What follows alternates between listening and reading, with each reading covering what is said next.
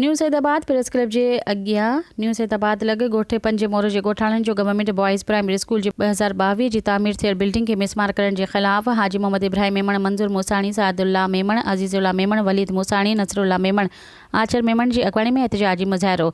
School जी नई ऐं ख़ूबसूरत बिल्डिंग खे मिसमार करण जे लाइ स्कूल जी कमरनि मां फर्नीचर, बिजली जा पंखा ऐं तदरीसी अमल में इस्तेमालु थींदड़ क़ीमती शयूं ॿाहिरि कढी वयूं आहिनि। सख़्ती में स्कूल अंदर तालीम हासिल कंदड़ समें ॿारड़ियूं ऐं ॿारड़ा ॻोठ जे ओताकनि दुकाननि अंदर तालीम हासिल कनि पिया।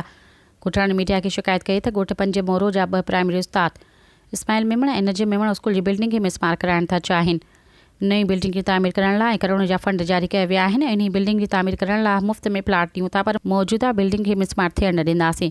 ॻोठाणनि वज़ीर आला सिंध मुराद अली शाह, सूबाई वज़ीर तालीम सैयद सरदार शाह, चीफ सेक्रेटरी सिंध समेत तालीम खाते जे अमलदारनि खां मुतालबो कयो आहे त पंजे मोर जे स्कूल जी बिल्डिंग खे मिसमार कराइण में मुलविस अनासरनि जे ख़िलाफ़ कानूनी कार्रवाई कई वञे ऐं स्कूल जी बिल्डिंग खे मिसमार न करायो वञे।